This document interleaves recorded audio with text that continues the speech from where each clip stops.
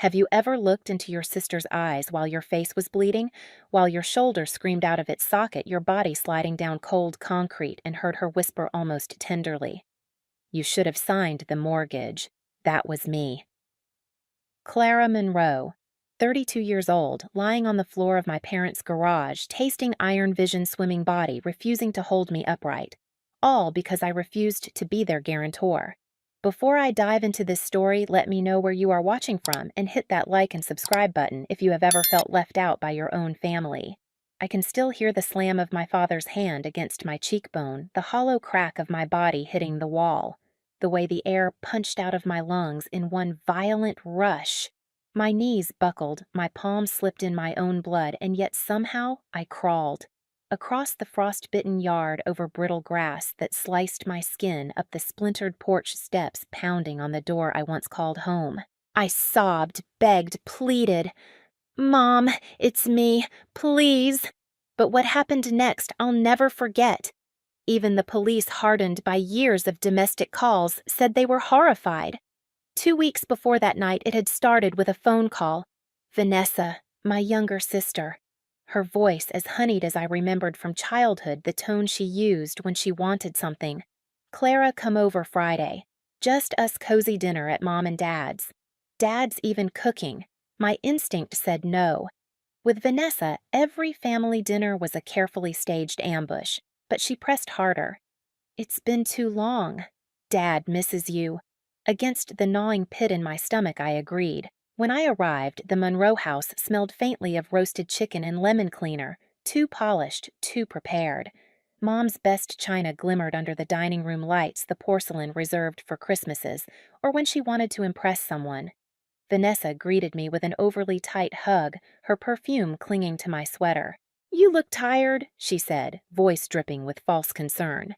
Behind her, my father, Edward Monroe, sat at the head of the table, whiskey glass in hand, shoulders squared like he was presiding over a courtroom. His expression unreadable, practiced. I hung my coat and joined them, forcing a polite smile. At first, the dinner was pleasant enough. Mom ladled soup into our bowls. Vanessa prattled on about her home renovations, and Derek, her husband, bragged about a business deal that I knew from my line of work was already sinking. But then Edward reached under his chair and slid a thick manila envelope across the table. His eyes locked onto mine. "Open it." My stomach dropped. "What's this?" Vanessa leaned forward, elbows on the table, her smile tight. "We're closing on the house soon, but the bank's being difficult. They just need a little extra assurance." "Assurance," I repeated. Edward's jaw tightened. "Your name." "On the mortgage." "Just as guarantor. No big deal." I froze. I worked in finance. I knew what this was. Balloon payments, variable interest, toxic clauses that could drag me into ruin if they defaulted. "You've been denied before, haven't you?" I asked quietly. For the first time, Vanessa's mask slipped. "Temporary credit issues. Freelance income looks bad on paper, you know." Edward's voice hardened, slicing through the air. "That's why we need you. You're the responsible one." It wasn't praise. It was a command. I set my spoon down. My voice shook, but I held it steady. "I can't sign something like this. If anything goes wrong, nothing will go wrong." Vanessa cut me off, her voice sharp, rehearsed. "You think we'd let that happen to you? We're family." That word, family, it sat heavy on the table, thick like smoke, choking me. A net they'd always cast over me, hoping I'd tangle myself in it again. I didn't take the bait. "I'll think about it," I said finally. Edward's jaw clenched, but he didn't push. Not then. The envelope remained between us, heavy as a loaded weapon. I finished my soup without tasting a drop, my mind already spinning through the years of sacrifices they'd buried, the debts I'd covered without recognition. Rachel Kim's words echoed in my head. She'd been my best friend since freshman year of college, the only one who had the courage to tell me the truth. I could still see her in her kitchen arms, crossed steam curling from a forgotten mug of coffee. "Clara, no. If you sign that, you'll be chained to their mistakes forever. They'll never stop asking, because you've always been the one who shows up." Her eyes had softened then, but her voice stayed firm. "You need to ask yourself, what are you losing by keeping them?" Back then, I had no answer. But sitting at that dinner table staring at the envelope, I felt the question burn through me again, and the silence in my chest told me the answer was everything. I tried to pretend the envelope wasn't still sitting on my counter. I stacked bills on top of it, slid it under a magazine, even pushed it into a drawer. But every time I opened the kitchen cabinet or reached for a pen, it was there, quiet, looming, demanding. Rachel noticed before I admitted it. We were at her place again, the smell of fresh coffee filling the kitchen. She leaned against the counter, eyes narrowing when I told her about the second invitation. "Clara, you can't go back there. You know what they're doing." I wrapped my hands around the warm mug she'd given me. "It's just dinner. It's never just dinner with them." I tried to smile, but my chest felt hollow. Rachel's words were ironclad truth, but part of me still hoped for a night where I wasn't a bargaining chip, hoped my family could see me without dollar signs attached. So I went. The Monroe house glowed like a magazine spread. The lace tablecloth, pressed silverware polished to a blinding shine, a roast chicken at the center steaming in buttery herbs. Everything screamed perfect family. Everything screamed trap. Vanessa was already seated, her hair pinned back, a smile sharp enough to slice me open. Derek beside her puffed up, talking about his next big break. Edward at the head knife and fork, neatly placed whiskey glass already half empty. Margaret flitted between the kitchen and dining room, smiling as though she were hosting royalty. When she brushed a phantom crumb from my shoulder, her voice soft, she whispered, "You're just on time." I slipped into the chair between Vanessa and Edward, my heart thrumming with dread. For a while, the conversation floated. Fabric swatches, church committees, Derek bragging like a used car salesman. I chewed without tasting. But when plates were only half empty, Edward leaned back, swirling the ice in his glass. "So he said," his gaze locking onto me like a vice. "Vanessa tells me you haven't signed yet." The room froze. I set my fork down, deliberately steadying my voice. "I'm still considering it." Derek chuckled, his tone dripping smugness.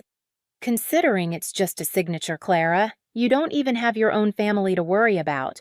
Why not help your sister start hers?"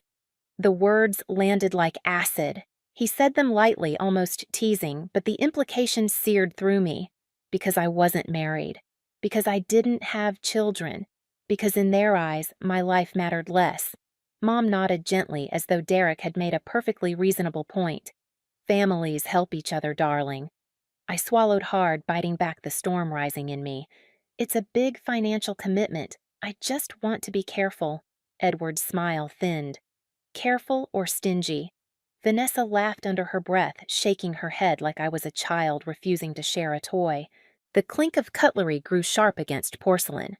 My hands tightened under the table nails, digging into my palms. Edward's voice lowered the way it always did when he was coiling to strike. "You've always thought you were better than the rest of us. You sit with your numbers, your spreadsheets, your nice little apartment, and you think you see every angle. But life isn't a ledger, Clara. Life is sacrifice." The room closed in the smell of roasted chicken turning bitter in my throat. "I'm not better than anyone," I said evenly.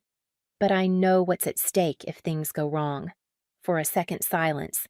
Edward's jaw locked, his glass frozen halfway to his lips. Vanessa smirked. Derek's eyes glittered with amusement. Margaret pretended not to hear, busying herself with wiping an already spotless plate. Dinner dragged in heavy silence. I counted the minutes until I could leave. When I finally stood to take my coat, Edward's voice lashed across the room. "You'll come by later this week. We'll talk privately." It wasn't a request. Every nerve in my body screamed no. My throat tightened, but my mouth, trained by decades of obedience, betrayed me. "Fine."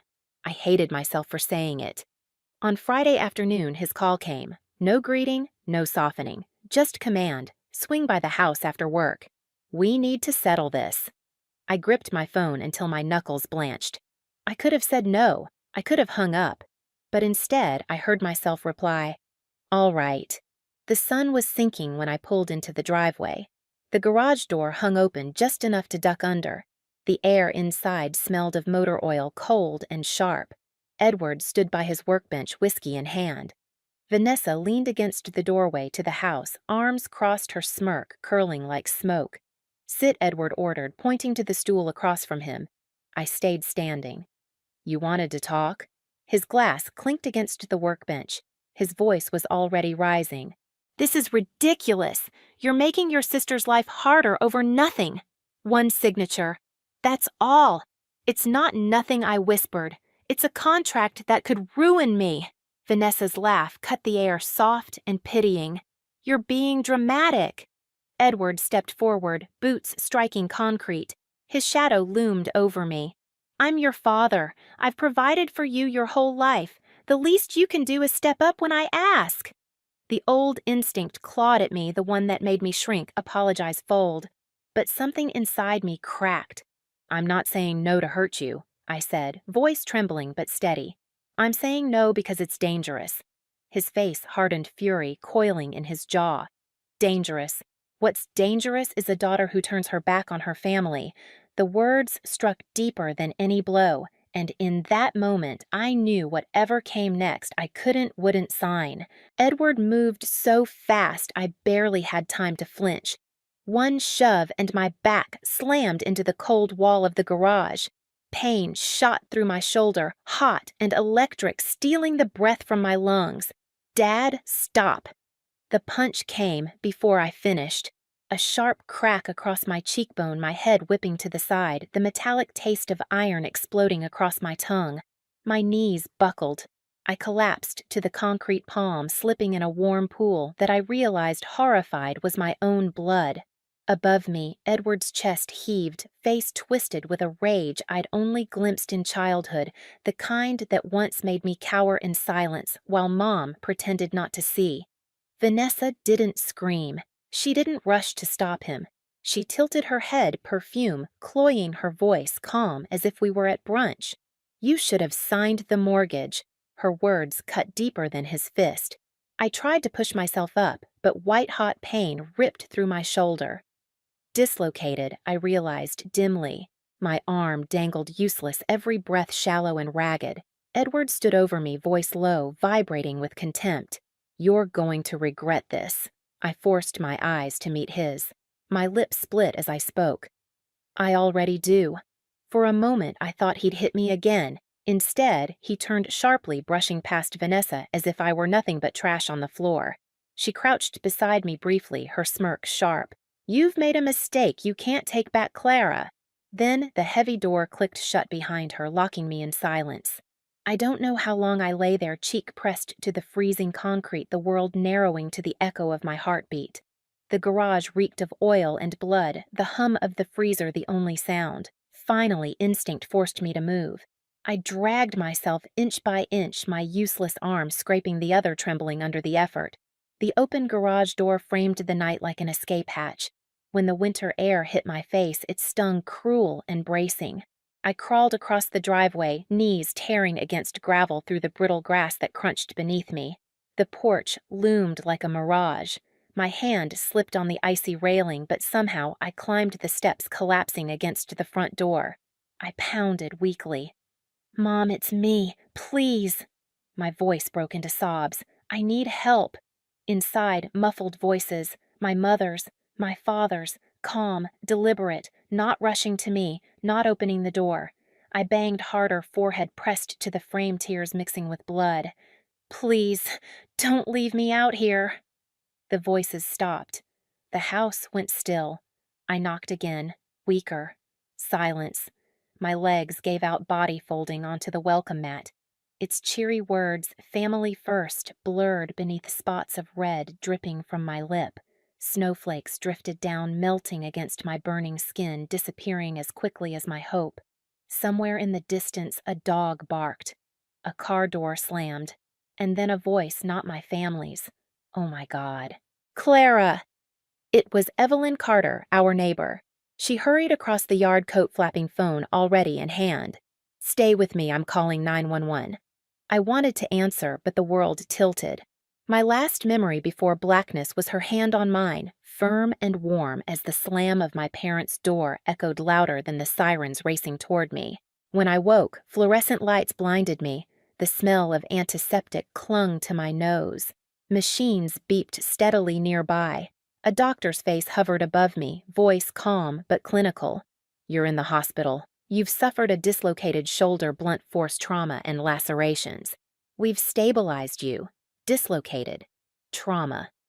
Words that sounded detached, almost sterile compared to the searing pain in my body. I drifted in and out, catching fragments. Injuries consistent with assault. She couldn't have inflicted this on herself. When I was fully conscious, my cheek was stitched, my shoulder bound tightly in a sling, purple bruises blooming like storm clouds across my skin. And still not a single call from my parents, not a single message, not even Vanessa. The only person who showed up was Rachel. She stood by my bed, eyes wet but burning with fury. "They did this to you," she whispered, "and they left you to die." I couldn't answer. My throat was raw, my chest hollow. I stared at the white ceiling, replaying the moment at the door, my mother's voice behind the wall, the silence after my pleas. That silence hurt more than Edward's fist, because it was final. It meant I wasn't just beaten.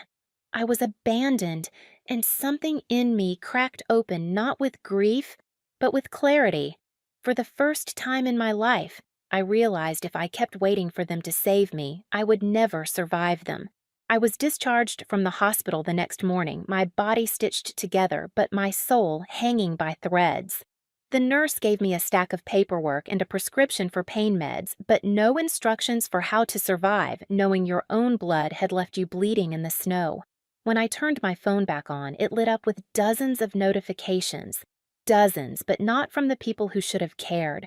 Not from Edward, not from Margaret, not even from Vanessa. Instead, every alert carried her name, Vanessa Monroe. She'd been busy. The first message was from Rachel. "Before you see it somewhere else, I need to show you this." Then a link. My stomach clenched before I even tapped it. Vanessa's private Facebook post, but not private enough. There I was captured in shaky, grainy footage lying on the garage floor, blood streaking down my face. Eyes glazed. The clip was short, deliberately cropped to hide Edward's fists, to erase her silence. The caption, "Please keep my sister in your prayers. She's been struggling and had an episode last night. We did everything we could to calm her down." An episode. My chest hollowed out. She had twisted my assault into a performance. The bruises on my face turned into evidence of my instability. The story wasn't that my father had attacked me. It was that I had broken down, and worse, people believed it. Comments rolled beneath her post like waves. "Praying for you all, Vanessa. It must be so hard caring for her. Mental health is important. Stay strong." Every line stabbed deeper. My suffering was their sympathy card. I called Rachel, my hands shaking. "She's making me look dangerous, like I did this to myself." Her voice was blunt steel. "She's controlling the narrative, Clara, and you're letting her. What am I supposed to do? Go online and argue with her? That'll just make me look crazier." "No," she said. "You gather proof. You fight back where it matters. This isn't family drama anymore. It's assault. And now it's defamation." The thought made my chest tighten. Press charges against my father, against my sister, my family. But then I remembered Evelyn's voice on the porch. "Stay with me, I'm calling 911. The warmth of her hand in mine when my mother wouldn't even open the door. Strangers had cared more than my own blood. Maybe Rachel was right. Maybe family wasn't who you were born to. It was who showed up when you bled.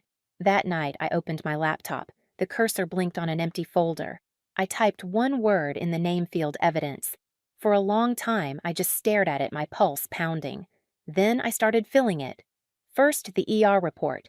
Dislocated left shoulder. Blunt force trauma. Lacerations consistent with physical assault. Injuries could not be self-inflicted. Cold medical text, but damning. Then the photos. My hand trembled as I opened the camera roll. Bruises blooming purple on my jaw. Swelling under my eye. A jagged welt on my shoulder where Edward had grabbed me. I saved them one by one, labeling each with the date and time. Next, screenshots. Every text from Vanessa, every missed call from numbers tied to Mom or Dad, every group chat where they hinted I was unstable. One message from Margaret read, We'll tell people you were upset. It's easier that way. I saved it. Then I copied Vanessa's Facebook post and comments the video cropped to paint me unhinged.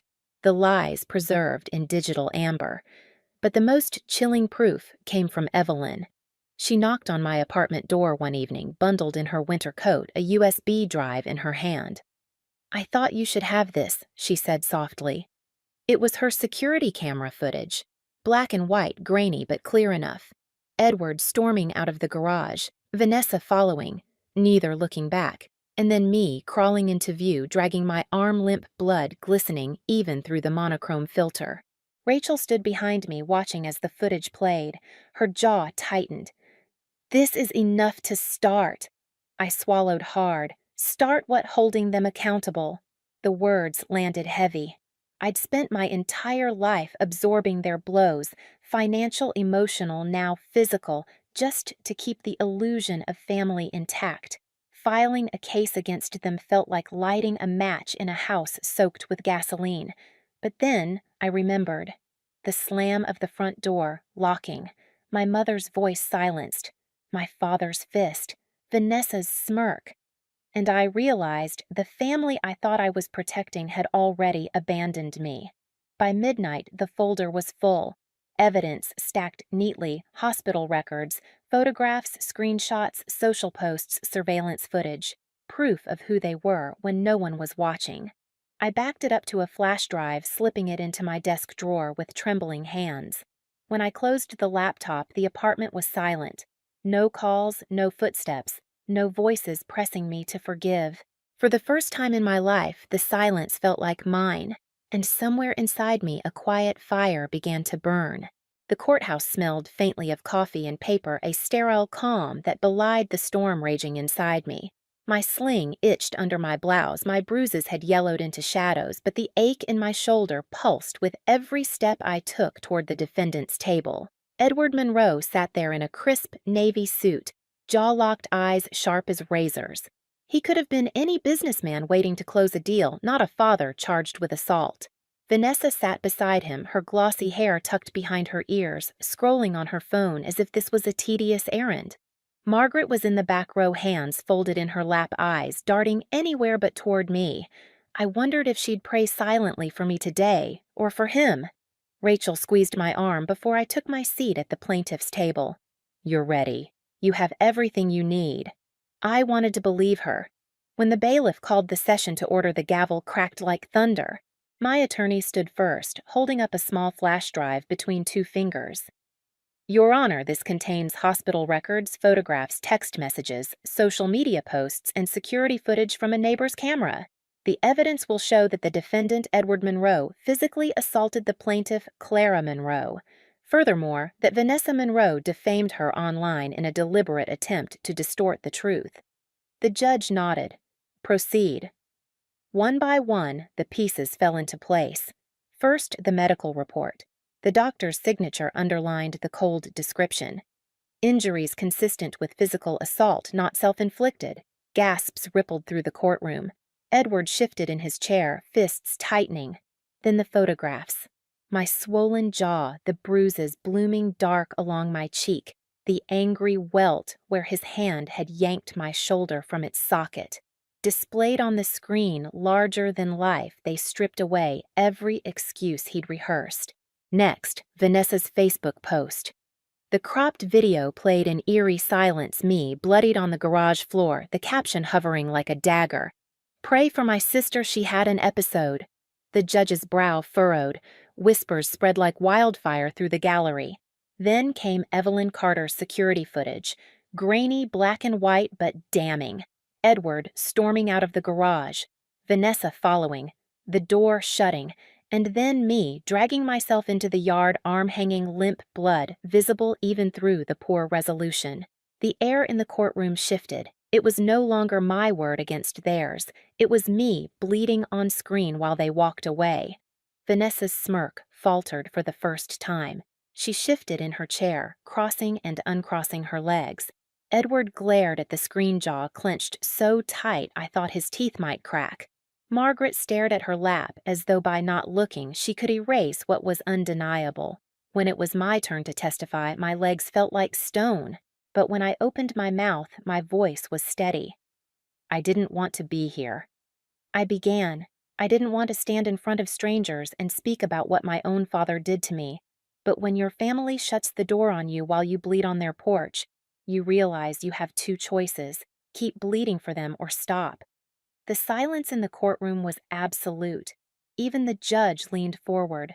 I turned my eyes toward Edward. He glared at me with that same fury I'd grown up fearing. But this time I didn't look away. I'm done bleeding. My attorney asked me questions about the night, about the messages, about the years of financial manipulation. I answered everyone calmly, my words laced with the truth they had spent decades burying. When it was over, Edward's attorney tried to spin, tried to suggest the footage didn't show the full story, tried to claim my injuries might have been exacerbated by a fall of my own making. But every excuse crumbled under the weight of hard evidence. The judge reviewed in silence the courtroom, holding its breath. Finally, his gavel came down. Edward Monroe is guilty of assault. Vanessa Monroe is guilty of defamation. A restraining order will be granted in favor of the plaintiff. Sentencing to follow. The words cracked like lightning splitting open years of silence. Edward's face twisted with rage, but he said nothing. Vanessa blinked rapidly, as if still trying to process that her version of events hadn't stuck. Margaret. She didn't move at all. She just sat there, hands folded, lips pressed tight, eyes averted. The bailiff called for order. Papers shuffled. The courtroom buzzed with whispers. But for me, the world had gone very still. I had walked in as their scapegoat. I walked out as someone who had finally spoken. The weight of their shame wasn't mine to carry anymore. The courthouse doors opened to a crisp winter afternoon, the air sharp with the scent of salt from the icy sidewalks. Reporters murmured in the distance, but no one called my name. I was grateful for that. The last thing I wanted was a headline. I wanted air, space, to breathe without their shadows pressing against my lungs. Margaret didn't follow me out, neither did Edward or Vanessa. They stayed behind, clustered in the wreckage of their lies, their world collapsing in papers and rulings. I didn't look back. Rachel was waiting at the base of the courthouse steps, a paper cup of coffee warming her hands. Her scarf was bright red, defiant against the dull gray sky. When she saw me, she smiled, not wide, not forced, just steady. The kind of smile that said, "You're not alone anymore." She held the coffee out. "You did it." My throat tightened. For so long, I'd carried their weight in silence. Now the only weight pressing on me was the steam rising from that cup. I took it, feeling the warmth seep through my cold fingers. We stood there for a long moment, just breathing, the courthouse looming behind me like a mausoleum of old ghosts. "I don't feel like I won," I admitted softly. "I feel empty, like something died in there." Rachel tilted her head. "Maybe something did. But maybe that's the point. You don't have to keep carrying what they built." Her words settled into me, heavy but freeing. For years I had clung to the fantasy that if I kept paying for giving, showing up one day, they would see me, love me, choose me. But love doesn't shut the door while you bleed. I thought of Evelyn Carter rushing across the snow, kneeling in her coat, pressing her hand to mine, while my mother stayed folded in her lap. I thought of Rachel sitting beside me in hospital rooms, filling my evidence folder when my hands shook too hard. Family wasn't the people who shared your blood. It was the people who stayed when the blood was on the floor. The weeks after the trial blurred together, papers to sign, lawyers to consult, the restraining order filed. For the first time, I changed the locks on my apartment without worrying who might be offended. Edward called once through a blocked number. I didn't answer. Vanessa sent a text short and cold. "You've ruined us." I stared at it until the screen dimmed, then deleted it. They weren't ruins of my making. They were ruins I'd finally stopped rebuilding. Some nights I still woke sweating, hearing the slam of the garage door, the silence of my mother's voice on the other side of the wall. But then I'd feel the warmth of Rachel's hand on my shoulder, or see Evelyn's porch light across the street, and the fear would loosen its grip. One evening, snow falling soft outside my window, Rachel asked me, If you could go back, would you do it differently? Would you still take them to court? I thought about it. About the years I'd spent kneeling at their altar of approval, about the taste of iron in my mouth, about the welcome mat that read, "Family first," spotted with my blood. Yes, I said finally, because for the first time I chose myself. She nodded, and we sat in the glow of the lamp, the world quiet around us. Months later, a letter arrived from the court confirming the judgment stamped in black ink, permanent restraining order. I folded it carefully, slid it into the same desk drawer that once held the flash drive of evidence. The folder was gone now. I didn't need it anymore. What I kept wasn't proof of their cruelty. It was proof that I had survived it. On the anniversary of that night, I stood on my porch with Rachel watching snow fall across the yard. The air bit at my cheeks, but I wasn't alone in it this time. "I used to think family was the house you were born into," I said quietly. "But now, I think family is the door that opens when you're at your worst." Rachel squeezed my hand. "Then you found yours." I smiled, the kind of smile that didn't hide scars but lived with them,